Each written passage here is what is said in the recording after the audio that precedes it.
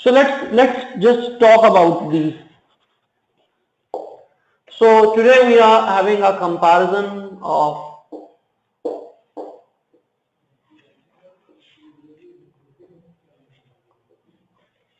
what is job order costing,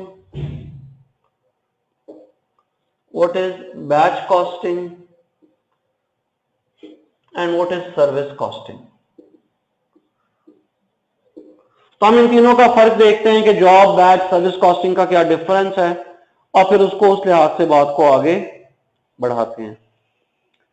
जहां तक सवाल है जॉब का, प्रोडक्ट्स के हवाले से जॉब ऑर्डर कॉस्टिंग की प्रोडक्ट्स टेंजिबल भी हो सकती हैं और इनटेंजिबल भी हो सकती हैं।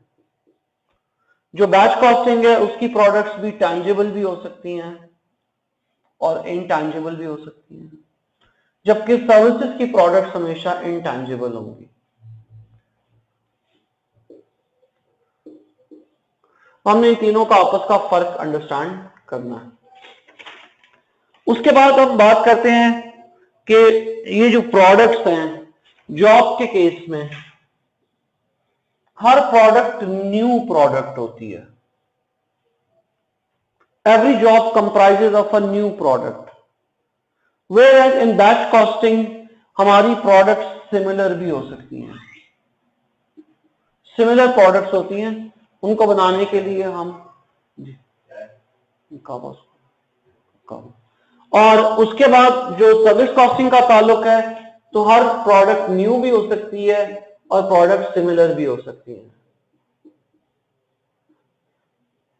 ठीक है, हम अगर इंडस्ट्री की बात करें, फॉर एग्जांपल कौन सी इंडस्ट्री यूज करती है जॉब ऑर्डर कॉस्टिंग?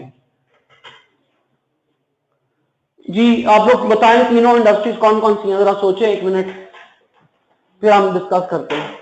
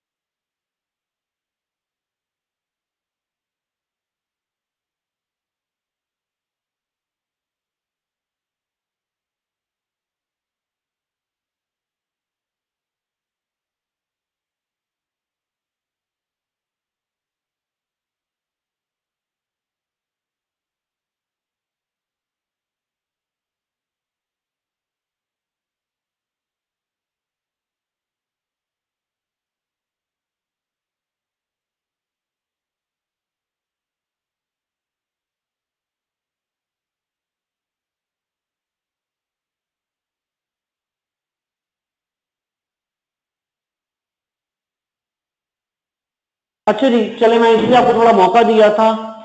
हम जॉब और कॉस्टिंग की फॉर एग्जांपल इंडस्ट्री को अज्यूम कर सकते हैं, जैसे कस्टमाइज्ड फर्नीचर है, तो उनके लिए क्या है, हर जॉब एक ही। अहमद ने बड़ी अच्छी एग्जांपल दी, होटल, होटल के लिए अहमद जॉब क्या होगी? हर टेबल जो वो सर्व करते हैं वो उनके लिए एक अलग से जॉब है। लाहौर में ऐसे रेस्टोरेंट्स हैं जहां 200 टेबल्स एक टाइम पे सर्व होती है, तो मजाल है कि आपकी टेबल का ऑर्डर साथ वाली टेबल पे चला जाए और एक रायते का बिल भी गलत बन जाए। वो हर जॉब को, हर टेबल को एक सेपरेट जॉब समझते हैं। बैच हम वहां इस्तेमाल करते हैं जहां पे आपने सिमिलर आइटम्स बनानी होती हैं लार्ज नंबर में, तो वो आप बैच की सूरत में बनाते हैं। जैसे अभी किसी ने मेडिसिन का कहा था, तो मेडिसिन की बैच। सर्विसेज में भी कॉलेज, डॉक्टर, ट्रांसपोर्टर, तो ये सारी इंडस्ट्रीज हमारी सर्विसेज सेक्टर की इंडस्ट्रीज हैं। अब तक जो आईकैप ने मेन एम्फेसिस किया है, जो मेन बातचीत की है, वो एग्जाम में जॉब और कॉस्टिंग ही आई है सबसे ज्यादा। बैच और सर्विसेज पे अब तक क्वेश्चन नहीं आया, लेकिन हम डिस्कस कर लेते हैं बैच और सर्विसेज के मामला को, कि बैच और सर्विसेज को कैसे हैंडल करेंगे। यहां से किसी ने कुछ पूछना हो जो क्यों लिख दे, वरना मैं आगे चलूं।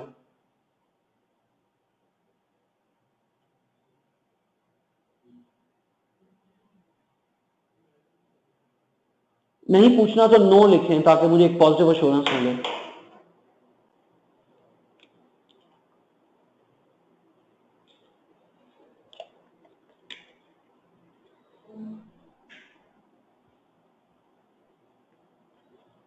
Tangible and intangible, Maham tangible वो होता है जिसको आप टच कर सकते हैं। आप बताइए माहम IAS 36 और IAS 38 में क्या फर्क है?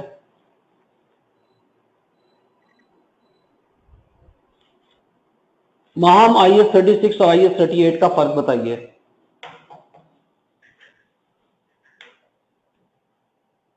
हाँ शाबाश बेटी। IAS 36 tangible property plant equipment को डील करता है और IAS 38 इनटेंजिबल्स को डील करता है। चले ठीक है बेटा। चले, जैसे मैंने आपसे पहले कहा कि एग्जाम के लिहाज से सबसे ज्यादा इंपॉर्टेंट जो है वो जॉब ऑर्डर कॉस्टिंग ही है। तो हम जॉब ऑर्डर कॉस्टिंग के बारे में कुछ और फर्दर बातें पढ़ते हैं, और वो अपनी बुक से पढ़ते हैं, हैंडबुक से पढ़ते हैं। तो हम हैंडबुक पे आ जाते हैं।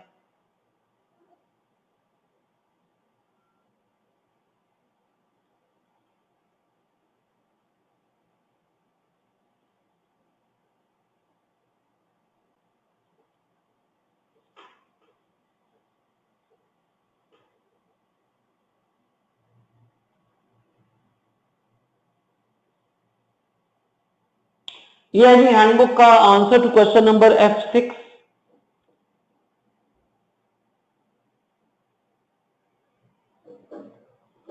Answer to question number F6, page number 96।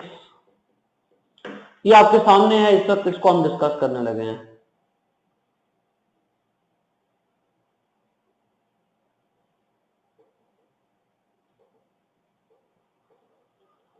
Okay, let's start with definition.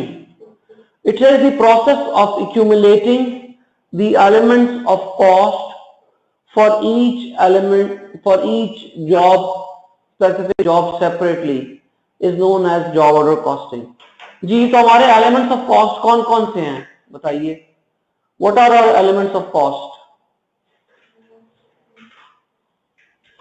कोई जवाब नहीं किसी के पास। एलिमेंट्स ऑफ कॉस्ट कौन से हैं? इनको कॉस्ट कंपोनेंट्स भी कहते हैं। एक ही जवाब बता रहे हैं सिर्फ आप लोग, मटीरियल। तीन है, शाबाश, शुक्र है किसी को अकल आई। तीन है, मटीरियल, लेबर, ओवरहेड। दुनिया में किसी भी चीज के बारे में तीन ही कॉस्ट है, मटीरियल है, लेबर है या ओवरहेड्स हैं। इन्हीं को एलिमेंट्स भी कहते हैं, इन्हीं को कॉस्ट कंपोनेंट्स भी कहते हैं। तो अगर हम किसी भी जॉब के बारे में मटीरियल, लेबर, ओवरहेड को इकट्ठा कर लेंगे तो इस अमल का नाम है job order costing. Example of industries where job order costing is used include printing press. एक जो प्रिंटिंग प्रेस है उसके लिए तो हर जॉब एक सेपरेट जॉब है। अगर उसने लेटरेड भी छापने हैं तो मैकडोनल्ड का लेटरेड सेपरेट है, KFC का सेपरेट है, पिज्जा हट का सेपरेट है, हार्डीज का सेपरेट है। अगर उन्होंने विजिटिंग कार्ड छापने हैं तो मेरा सेपरेट है, अहमद का सेपरेट है, आसिम का सेपरेट है, इब्राहिम का सेपरेट है, इफरा वगैरह सबका सेपरेट है। फाउंड्रीज, फाउंड्रीज क्या होती हैं? जो आपकी वो बनाती हैं, डाइज बनाती हैं और मोल्ड्स बनाती हैं जिसमें पार्ट्स बनते हैं, वो फाउंड्रीज हैं। ऑटोमोबाइल वर्कशॉप, तो हर आप अगर बड़ी वर्कशॉप्स आपने देखी है लाहौर, कराची, इस्लामाबाद में, वहां एक एक टाइम पे 100-100, 200 गाड़ी रिपेयर हो रही होती है, तो उनके लिए हर गाड़ी एक जॉब है। Private hospital, bad example, but private hospital उनके लिए क्या है? हर पेशेंट जो है वो एक ग्राहक है, बस, दैट्स इट। हमारे जानने वाले हैं, उनकी बेटी बीमार हुई और वो हॉस्पिटल इमरजेंसी, प्राइवेट हॉस्पिटल की इमरजेंसी में लेकर गए, वो चेक करवा रहे थे बच्ची को, तो उसी वक्त ही हॉस्पिटल के ओनर आ गए। तो नर्स ने कहा कि सर आज तो अल्लाह का बड़ा शुक्र है बहुत मरीज आए हैं इमरजेंसी में। Now the nurse was thanking God कि आज बहुत मरीज आए हैं, और जो मरीज आए हैं उनके लवाकिन से पूछे उनकी जान निकली हुई है। किसी एक का कारोबार है, किसी एक की मुसीबत है। So anyway private hospital. Foundries बेटे, फाउंड्रीज वो होती हैं जो मोल्ड बनाते हैं। मोल्ड क्या होता है? आई डोंट नो सदाम, आपके हाथ में कौन सा पेन है इस वक्त? फॉर एग्जाम्पल आपके हाथ में पियानो का पेन है या आपके हाथ में पानी की बोतल है, तो ये पानी की बोतल जिस मोल्ड में बनी है, जिस डाई में बनी है, वो मोल्ड और डाई कौन बनाता है? फाउंड्रीज। जैसे इत्तेफाक फाउंड्रीज। हाँ, इत्तेफाक फाउंड्रीज तो बड़े बिजनेस में चले गए हैं ना, जैसे इत्तेफाक फाउंड्रीज, लेकिन कॉन्सेप्ट यही है। तो जो लोग डाई और मोल्ड बनाते हैं जिससे कोई भी प्लास्टिक की चीज बनती है, वो मोल्ड बनाने वाली कंपनी को फाउंड्री बोलते हैं। सो पियानो के बॉल पॉइंट्स तो सारे एक जैसे हैं, लेकिन पियानो के हर ब्रांड की डाई एक जैसी नहीं है। ऑब्जेक्टिव, जॉब और कॉस्टिंग में ये इस चैप्टर से थ्योरी का सवाल भी आ सकता है, तो हम देखते हैं ऑब्जेक्टिव, मकासद क्या है। जॉब और costing help management of an entity in the following: to maintain a complete record of all costs incurred in completion of a job, किसी भी जॉब के बारे में कंप्लीट रिकॉर्ड मेंटेन करना। और कंप्लीट रिकॉर्ड में क्या क्या शामिल है? कंप्लीट रिकॉर्ड में शामिल है material, labour, overheads. Next, to enable a comparison between cost incurred and price charge.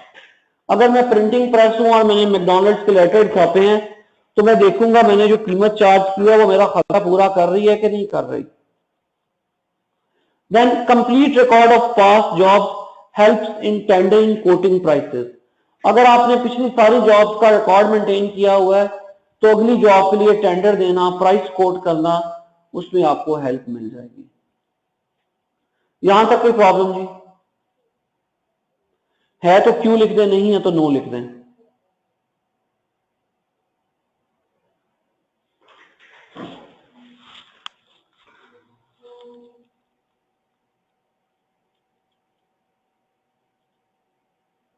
ठीक है बेटे, आगे चलते हैं। नेक्स्ट है essentials of job order costing. Job order के कॉस्टिंग के निजाम को चलाने के लिए क्या क्या चीजें लाजमी हैं, क्या क्या चीजें इसेंशियल हैं। It says a separate identification number is allotted to each job. हर जॉब के लिए आप एक सेपरेट आइडेंटिफिकेशन नंबर अलॉट करते हैं। हम क्लास में जब फिजिकल क्लास होती है तो स्टूडेंट्स को रोल नंबर असाइन करते हैं। क्यों रोल नंबर असाइन करते हैं?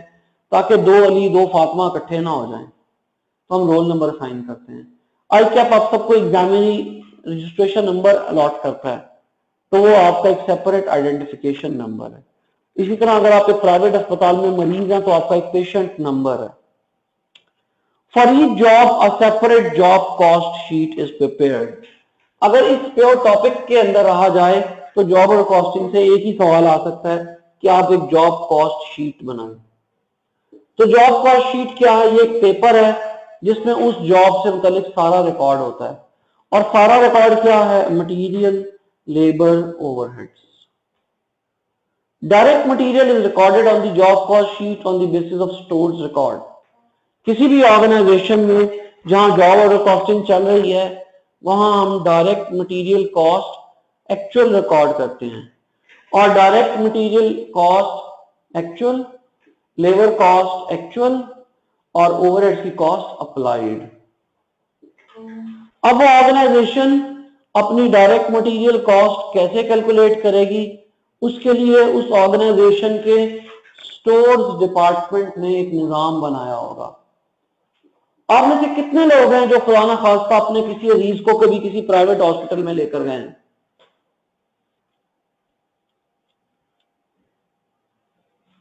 चले, यहां एटलीस्ट कोई और लेकर गया तो आपने बिल पे होता देखा है किसी प्राइवेट हॉस्पिटल में।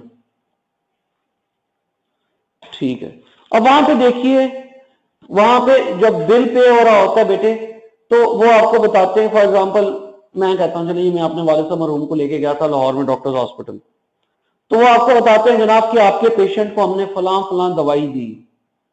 एक एक दवाई जो उन्होंने दी हुई होती है, एक एक गोली का रिकॉर्ड मेंटेन करते हैं कि इतनी फलां गोलियां दी, इतनी फलां गोलियां दी, इतनी फलां गोलियां दी। तो मटेरियल का रिकॉर्ड क्या मेंटेन करते हैं? एक्चुअल। लेबर का रिकॉर्ड क्या मेंटेन करते हैं? एक्चुअल। उस ऑर्गेनाइजेशन का एचआर डिपार्टमेंट, पर्सनल डिपार्टमेंट ये रिकॉर्ड मेंटेन करता है। वो कहते हैं जी आपके पेशेंट को फलां डॉक्टर ने फलां दिन इतनी दफा चेक किया, तो वो क्या कर रहे हैं? वो लेबर का एक्चुअल रिकॉर्ड मेंटेन कर रहे हैं। और ओवरहेड ओवरहेड वो एक्चुअली बता सकते हैं कि मेरे वालिद साहब मरहूम के इलाज पे कितनी बिजली खर्च हुई, उनके इलाज पे डेप्रिसिएशन ऑफ द बेड कितनी आई, एक्सरे मशीन की डेप्रिसिएशन कितनी आई, बाहर खड़े चौकीदार को क्या तनख्वाह पे की, लिफ्ट का क्या खर्चा आया। ये सारा खर्चा उनको क्या करना पड़ेगा? एस्टिमेट करना पड़ेगा। तो जॉब और कॉस्टिंग में आज के बाद याद रखिएगा कि जॉब और कॉस्टिंग के अंदर मटेरियल की कॉस्ट एक्चुअल, लेबर की कॉस्ट एक्चुअल और एफर्ट की कॉस्ट अप्लाइड। क्या जॉब कॉस्ट शीट लेजर में बनाई जाती है? Is job cost sheet open in the ledger? Yes, no. Kazmi से यस। नेक्स्ट, और कोई? Kazmi answer is no. Sheet कैसे लेजर में हो सकती है? लेजर में तो अकाउंट्स होते हैं। तो अब तक हमने जितनी बातें की ये सारी कहानी लेजर के बाहर थी। अब सवाल आया कि लेजर में क्या चेंज आएगी।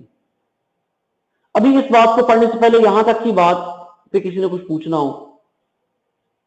छठा पॉइंट अभी मैंने नहीं पढ़ाया, यहां तक किसी ने कुछ पूछना हो तो मटेरियल की कॉस्ट एक्चुअल आ गई से 3000, लेबर की कॉस्ट एक्चुअल आ गई से 2000, ओवरहेड की कॉस्ट अंदाजा था कि डायरेक्ट लेबर कॉस्ट का आधा जो होता है वो ओवरहेड्स होते हैं, तो 1000 हो गए ओवरहेड, तो टोटल कॉस्ट आ गई जॉब की 6000। और मुझसे उन्होंने प्राइस चार्ज की 10,000 की, तो उनको प्रॉफिट हो गया 4000 रुपए का। मैंने छठा पॉइंट नहीं डिस्कस किया, उसके बाद में आऊंगा। तो पहले पॉइंट तक ही हम एक क्वेश्चन कर सकते हैं। आप लोग निकाल लें आई कैप का क्वेश्चन 9 पेज 26। आप बेशक फिजिकली ना खोले, मैं स्क्रीन पे आपके सामने ओपन कर देता हूं, छोटा सवाल है।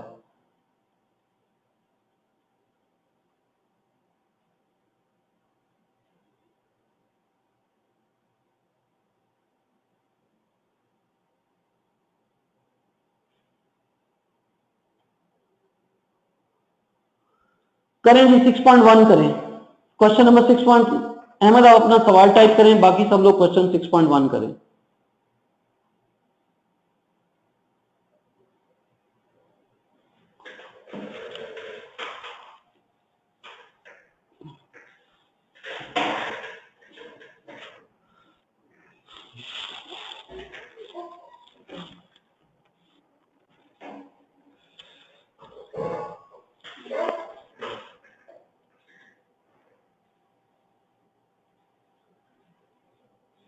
अहमद का बड़ा अच्छा सवाल है। आमतौर पर एजम्पशन यही है अहमद के जॉब में कॉस्टिंग करते हुए एब्जॉर्प्शन कॉस्टिंग यूज होती है।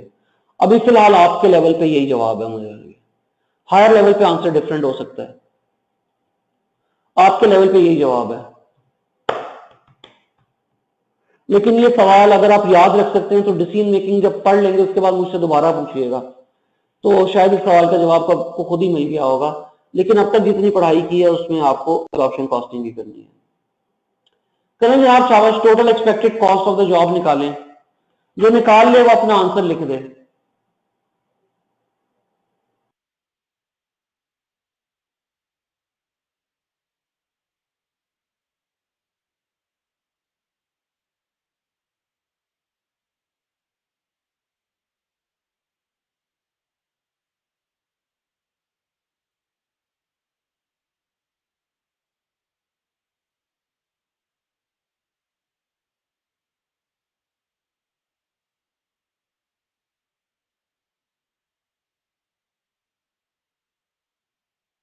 आदमी कह रहे हैं 1227, बाकी लोग भी कर लें फिर बात करते हैं।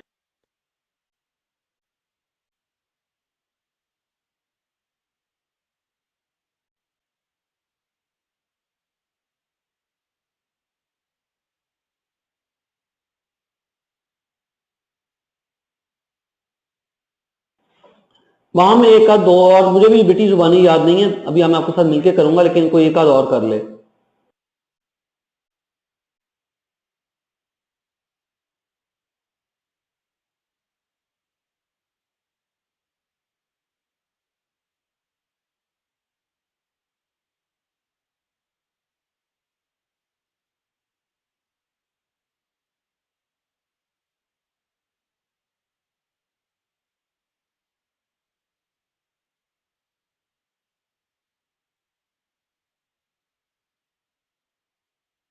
Muted. Unmuted. जी अस्सलाम वालेकुम। कंपनी आवाज आ रही है बेटा आप लोगों को?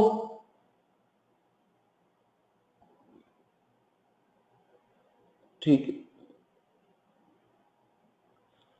A company operates a job cost system. Job number 6789 will require rupees 345 of direct material and rupees 210 of direct labor.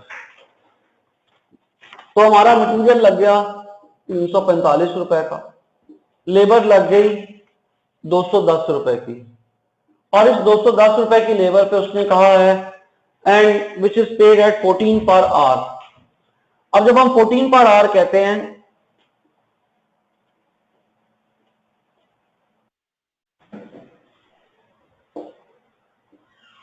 तो रेट तो आ गया 14 रुपए, तो फिर आवर्स कितने हुए?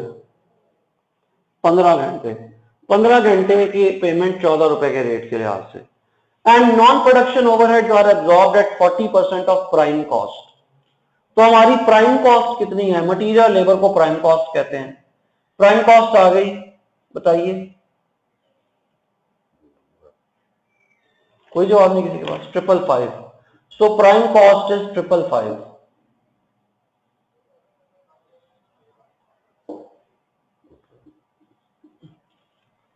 सो अब आपने लेना 40% of prime cost as, sorry मैं गलत कह रहा हूं, मैंने गलत कहा, एक मिनट ठहर जाए, एक मिनट ठहर जाए, एक बात अभी मैं पीछे भूल गया हूं, छोड़ गया हूं, उसको ठीक कर लेने दें, फिर ये कर लेंगे। आप प्राइम कॉस्ट अभी फिलहाल निकाल लें 555। अब आगे चलते हैं, लेकिन उसने कहा है production overheads are absorbed at the rate of 30 per labour hour. तो प्रोडक्शन के ओवरहेड्स हो गए 30 पर लेबर आवर, आवर्स है 15 और आपका रेट है 30, तो प्रोडक्शन ओवरहेड कितने के हो गए? 450। तो आपकी टोटल प्रोडक्शन कॉस्ट हो गई, इनको ऐड कर लें, 1005।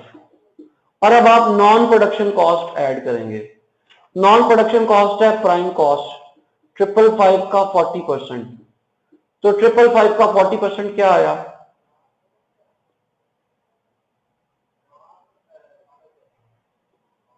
222। तो हमारी total cost of the job हो गई 1227। जी बेटा, यहां पे हमने इस total cost of the job में सेलिंग एडमिन एक्सपेंसेस को भी कंसिडर किया है। क्यों कंसिडर किया है?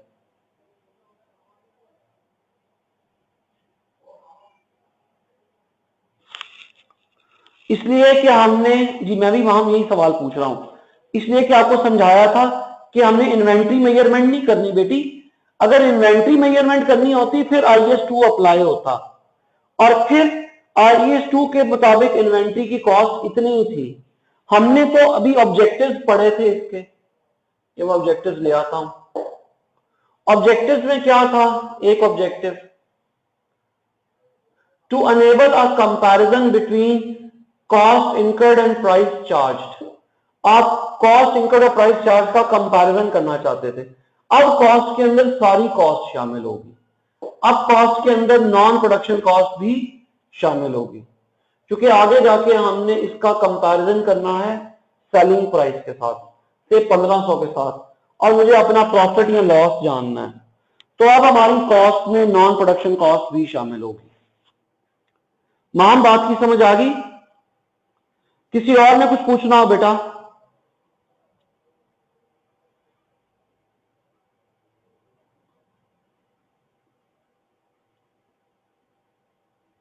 चले इससे आगे चलते हैं।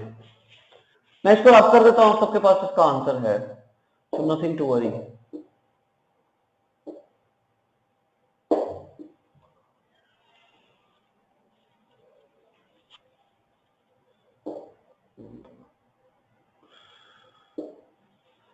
कॉस्ट साइकिल में क्या चेंज आएगी?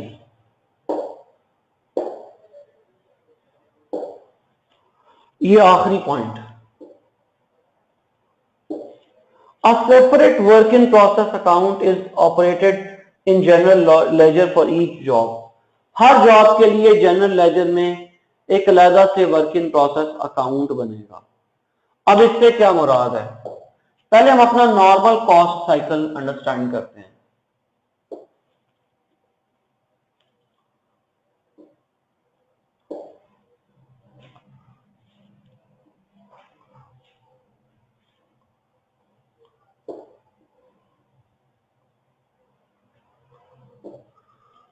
नॉर्मल कॉस्ट साइकिल में हमारा पहला स्टेप होता है acquisition of factors of production. हम फैक्टर्स ऑफ प्रोडक्शन को एक्वायर करते हैं, मटेरियल, पेरोल, ओवरहेड्स, इन सबको एक्वायर करते हैं और नेक्स्ट स्टेप पे इशू करते हैं, वर्क इन प्रोसेस। अगले स्टेप पे प्रोडक्शन करते हैं, फिनिश गुड्स, और अगले स्टेप पे बेच देते हैं और पीएनएल में कॉस्ट चार्ज हो जाती है।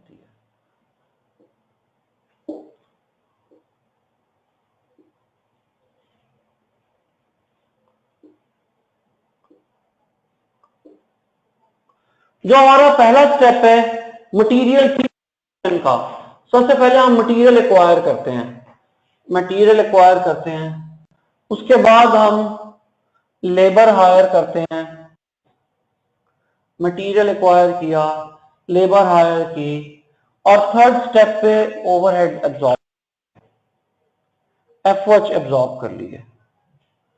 अब ये पहला स्टेप है एक्विजिशन का। अगले स्टेप पे होगी इशुएंस। इशुएंस के टाइम पे आप ओवरहेड इधर ले आएंगे, मटेरियल इधर आ जाएगा, लेबर इधर आ जाएगी, और नेक्स्ट स्टेप होगा हमारा प्रोडक्शन, ये, और नेक्स्ट स्टेप सेल्स। जी, ये नॉर्मल कॉस्ट साइकिल पे किसी को प्रॉब्लम? अब अगर जॉब कॉस्टिंग आएगी तो क्या चेंज आएगी इसके अंदर? आपकी जितनी जॉब्स होंगी उतने वर्क इन प्रोसेस अकाउंट बनेंगे। आप कहेंगे work in process job A का account, work in process job B का account, work in process job C का अकाउंट। फॉर एग्जांपल मेरी 3 ही जॉब्स हैं। अब जहां तक मटेरियल का सवाल है, ना सिर्फ मटेरियल जॉब ए में जाएगा बल्कि मटेरियल जॉब बी में भी जाएगा, मटेरियल जॉब सी में भी जाएगा, जैसे वर्क इन प्रोसेस में हुआ तो होता है। चलो वो तो आपने प्रोसेस कॉस्टिंग नहीं पढ़ी, लेकिन जितने जॉब्स हैं उतने वर्क इन प्रोसेस अकाउंट है। तो लेबर ना सिर्फ जॉब ए में अप्लाई होगी, जॉब बी में भी अप्लाई होगी, जॉब सी में भी अप्लाई होगी। ओवरहेड्स ना सिर्फ जॉब ए में एब्जॉर्ब होंगे, जॉब बी में भी एब्जॉर्ब होंगे, जॉब सी में भी एब्जॉर्ब होंगे। और फिनिश गुड्स ना सिर्फ जॉब ए से बनेगी, जॉब बी से भी बनेगी, जॉब सी से भी बनेगी। तो बुनियादी तब्दीली क्या आई कि आपकी जितनी जॉब्स हैं उतने आपके वर्क इन प्रोसेस के अकाउंट बनेंगे और फिनिश गुड्स का अकाउंट एक ही बनेगा। जी, यहां तक किसी ने कोई प्रॉब्लम डिस्कस करनी हो तो क्यों लिखिए।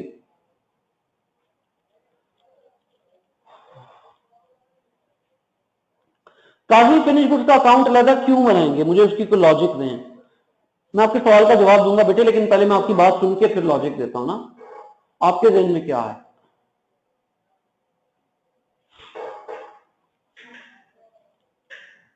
प्रोडक्ट इज डिफरेंट, ठीक है बेटा। अकाउंट अलग क्यों बनाते हैं? चलिए मैं सवाल को और फैला देता हूं।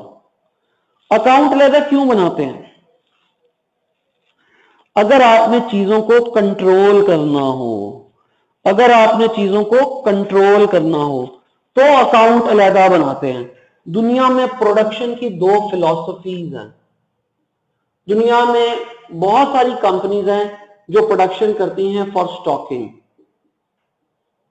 नेस्ले वालों ने जब पानी बनाया तो उनको पता नहीं था कि पैक लाहौर में सलाउद्दीन के हाथ में ये नेस्ले की बोतल होगी। जब पियानो वालों ने पेन बनाया तो उनको नहीं पता था कि आसिम के हाथ में ये पेन होगा। जब हेड एंड शोल्डर ने शैम्पू बनाया तो उनको ये नहीं पता था अहमद ये यूज करेंगे, उन्होंने फर्स्ट स्टॉकिंग बनाया और हम सब ने वहां से स्टॉक से जाके चीजें खरीद ली।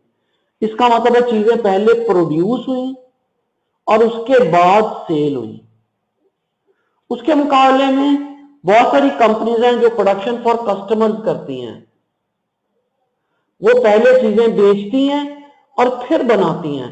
रेस्टोरेंट, अच्छे रेस्टोरेंट ने खाना बना के नहीं रखा होता, आप जाके ऑर्डर करते हैं, ऑर्डर करते हैं कि आपने खरीद लिया और उन्होंने बेच दिया, अब आप खाएं या ना खाएं। तो पहले बेचा फिर बनाया। अगर काजमी पहले बेचा फिर बनाया तो फिनिश गुड्स की लाइफ तो जीरो है। ठीक है, क्लास में बच्चियां बैठी हुई है, मां बैठी हुई है, वो बैठी हुई है, इफरा बैठी हुई है, इनसे पूछो जरा, ये सूट जब दर्जी को दे के आती हैं तो उसके 10-10 चक्कर लगाती होंगी, उसकी जान खा जाती होंगी कि हमारी फ्रेंड की बर्थडे आ रही है, हमें सूट जल्दी दो। तो दर्जी का सूट सीखा सोया रहेगा, फिर महान 4 महीने बाद जाके सूट लेके आएगी? नहीं यार, उसने पहले चीज बेच दी है, बाद में बनाई है। मेरे पास जो गाड़ी है होंडा की, ये बनने से पुराने 2007 की गाड़ी है, उस वक्त 6 महीने का बुकिंग टाइम था। 6 महीने पहले मैंने गाड़ी के पैसे सारे जमा कराए थे, तो 6 महीने बाद गाड़ी आई थी। गाड़ी उस वक्त मैंने पता किया था 2 दिन में बन जाती थी। तो 6 महीने पहले होंडा को पता था कि ये जो बना रहे हैं, सिविक बना रहे हैं, ये मिस्टर सलाउद्दीन के लिए बना रहे हैं जो पैक लाहौर में होते हैं। ठीक है काजी, गॉट माय पॉइंट। क्योंकि फिनिश गुड्स की लाइफ नहीं है बेटे, इसलिए फिनिश गुड्स का अकाउंट अलग से बनाने की जरूरत नहीं है। यही अगर मैं प्रोडक्शन फॉर स्टॉकिंग कर रहा होता तो मैं फिनिश गुड में कुर्सियों का अलग अकाउंट बनाता, मेज का अलग अकाउंट बनाता, सोफे का अलग अकाउंट बनाता। अब तो मेरा फर्नीचर बनने से पहले बिक गया होता है, पहले बेचता फिर बनाता हूं, तो फिनिश गुड्स की लाइफ तो जीरो है, इसलिए फिनिश गुड्स का अलग अकाउंट बनाने की जरूरत नहीं है। यहां तक किसी ने कुछ पूछना है तो क्यों लिखिए, वरना मैं आगे अब सवालों पे जा रहा हूं।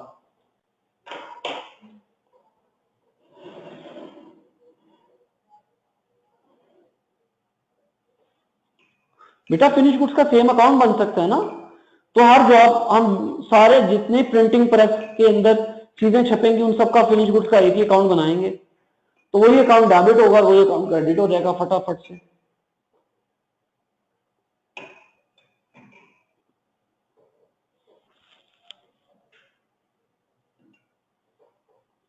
आप इसको काजी फिनिश गुड्स का कंट्रोल अकाउंट समझ लें कि सारी फिनिश गुड्स इसी अकाउंट में आ रही है।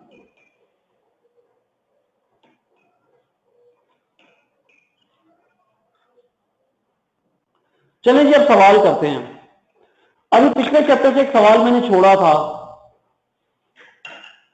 इस चैप्टर के साथ करने के लिए, तो पहले क्वेश्चन बैंक का पिछले चैप्टर का सवाल करते हैं। वो है ये जो आपके सामने स्क्रीन पे है, क्वेश्चन 5.5 का पार्ट बी।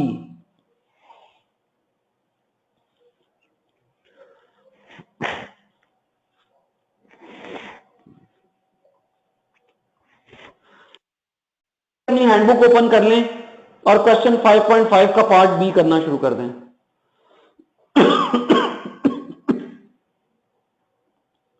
सब लोग पहले पहली 3 एंट्रियां करें, सिर्फ 1 2 3 करें, वो हम डिस्कस करके फिर आगे बात करेंगे। क्योंकि क्वेश्चन की रिक्वायरमेंट पढ़ लेते हैं। मैं क्वेश्चन की रिक्वायरमेंट क्या है,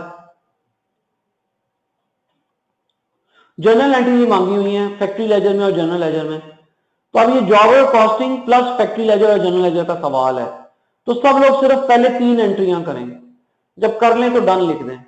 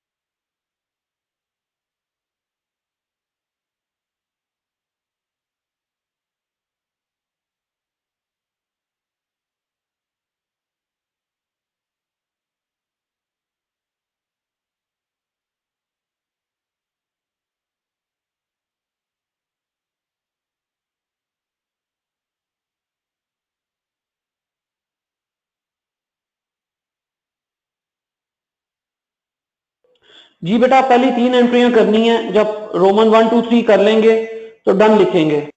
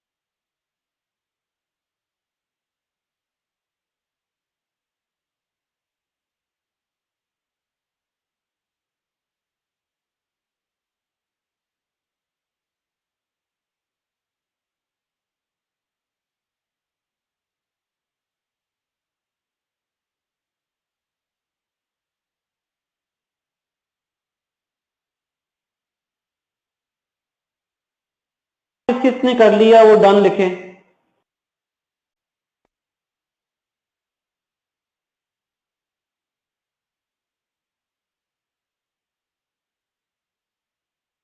सब लोगों ने रोमन 1 नहीं किया, अभी किसी ने भी एक एंट्री नहीं की थी। अहमद ने कर ली है। और चलिए मैं आपके साथ मिलके करता हूं इसको।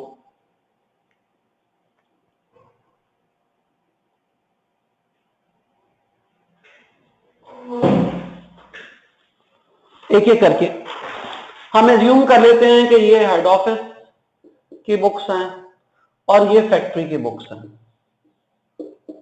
तो हमने सबसे पहले मटेरियल खरीदा on account 1000 units of material X and 1,50,000 units of material Y.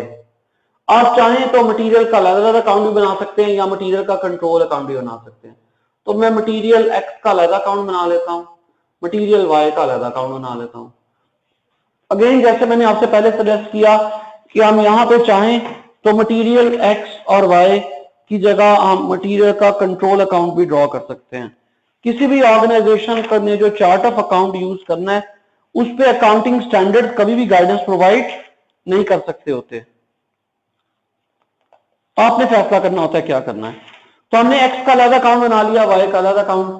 तो मटेरियल एक्स का अकाउंट डेबिट हो गया विद सर्टेन अमाउंट।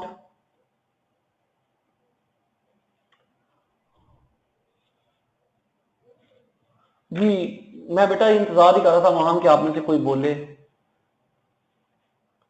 ठीक है। तो हेड ऑफिस फैक्ट्री अकाउंट यहां रिकॉर्ड करें फैक्ट्री की बुक्स में। मटेरियल एक्स का अकाउंट डेबिट, मटेरियल वाई का अकाउंट डेबिट और general ledger control account credit. और फैक्ट्री हेड ऑफिस अपनी बुक्स में एंट्री पास करेगा factory ledger control account debit और पेएबल क्रेडिट। जी एंट्री 1 में किसी को कोई प्रॉब्लम? साथ साथ बेटे रिस्पॉन्ड करना है। अच्छा अभी क्या एंट्री 1 पूरी हो गई है? नहीं बेटा उसने आपको ये इंफॉर्मेशन भी दी है इश्यूज की भी, तो ये भी रिकॉर्ड करेंगे। तो अब आप इश्यूज की इंफॉर्मेशन रिकॉर्ड करेंगे। क्या इश्यूज की कोई एंट्री हेड ऑफिस की बुक्स में होगी? इशू की कोई एंट्री हेड ऑफिस की बुक्स में नहीं होगी। तो आप पहले मटेरियल एक्स के इश्यूएंस को रिकॉर्ड करें। जो मटेरियल एक्स इशू करेंगे वो करेंगे work in process job A का अकाउंट डेबिट। मैं ऊपर लिख देता हूं मिटा के। तो फैक्ट्री के अंदर एंट्री पास करेंगे जब मटेरियल की, तो हम करेंगे work in process job A का अकाउंट डेबिट 40,000 से, work in process job C का अकाउंट डेबिट 10,000 से और मटेरियल एक्स का अकाउंट क्रेडिट 50,000 से। इसके बाद सेकंड स्टेप पे करेंगे work in process job B का अकाउंट डेबिट 75,000 से, work in process job C का अकाउंट डेबिट 25,000 से और मटेरियल अकाउंट क्रेडिट 100,000 से। यूनिट है, अच्छा तो फिर आप मल्टीप्लाई कर लेंगे पर रेट से, सॉरी मैंने गलत लिखा है, पर नीचे रेट से मल्टीप्लाई करके अमाउंट लिख लें।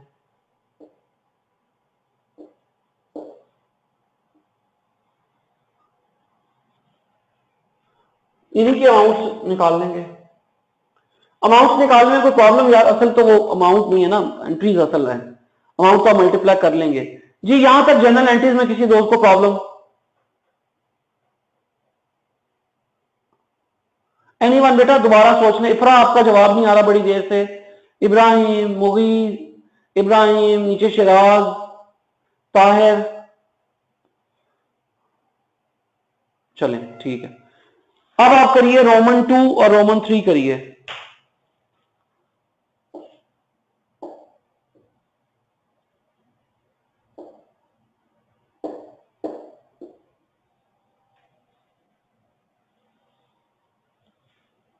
अच्छा कहाँ है ताहिर आप जहां बारिश हो रही है यार? खुशकिस्मत इलाका कौन सा है बेटा जहां बारिश हो रही है? लाहौर में तो बड़ी शदीद गर्मी पड़ रही है।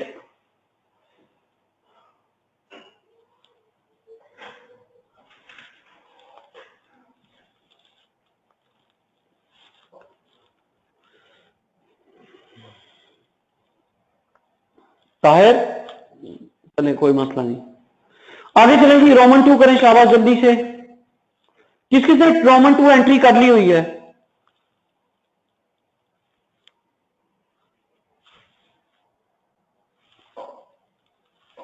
माम ने कर ली है, चले माम बेटी एक आध बंदा और कर ले फिर डिस्कस करते हैं। जो रोमन 2 कर ले वो डन लिख दे ताकि मैं डिस्कस कर सकूं।